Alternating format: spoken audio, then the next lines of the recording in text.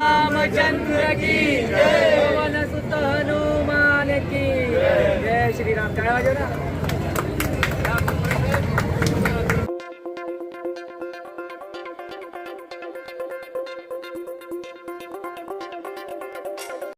जन्मदिवसाच्या निमित्ताने मी ज्या पक्षातून लहान झालो, लहानाचा मोठा झालो, ज्या पक्षाने, ज्या माझ्या मातृसंघटनेने, जे राष्ट्रीय स्वयंसेवक संघाने जे माझ्यावर संस्कार दिले, त्याच्यामध्ये परमपूजनीय आद्य सरसंघचालक डॉक्टर हेडगेवारजींनी म्हटलं होतं, नरसेवा ही नारायण सेवा आहे।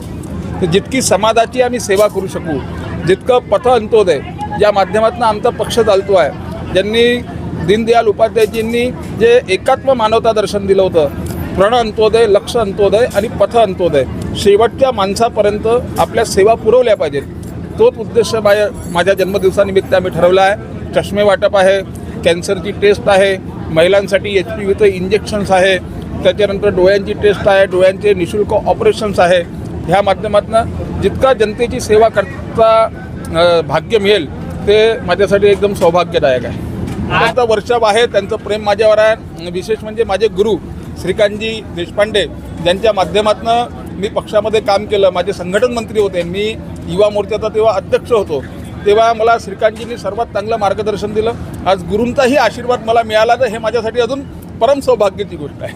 फक्त जे भारतीय जनता पक्षांनी ठरवलेलं आहे, माननीय मोदीजींनी, अमित शहाजींनी, नितीनजींनी, देवेंद्रजींनी, की बा जितकी जनतेची सेवा करता येईल तळागाळापर्यंत तितकी सेवा करायचं, या देशाला समृद्धशाली बनवायचं।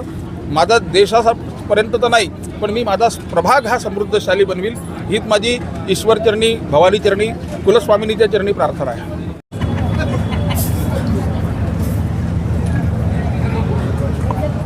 नमस्कार, मी शारदा सुरेश बाराई, प्रभाग 26ची नगरसेविका आहे आणि माझ्यासोबत माझे मोठे बंधू बंटी भाऊ आहे।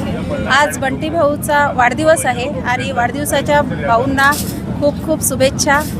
तसेच माझ्या सर्व प्रभागाकडून वाढदिवसाच्या, सर्व नागरिकांकडून भाऊंना वाढदिवसाच्या खूप खूप शुभेच्छा। आज बंटीभाऊ कुकडे यांचा वाढदिवस आहे आणि वाढदिवसाच्या निमित्ताने या ठिकाणी मोठं एक महाआरोग्य शिबिर त्यांनी आयोजित केलं। विशेषतः या प्रभागातल्या गोरगरीब लोकांना ज्या मेडिकल सुविधा सहजतेने उपलब्ध होत नाही, त्या सगळ्याचं निदान या ठिकाणी करून आणि त्यांना मदत करण्याचं धोरण स्वीकारलं।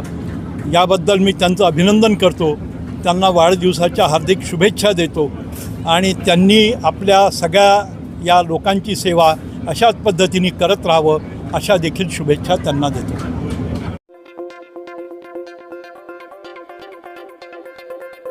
ही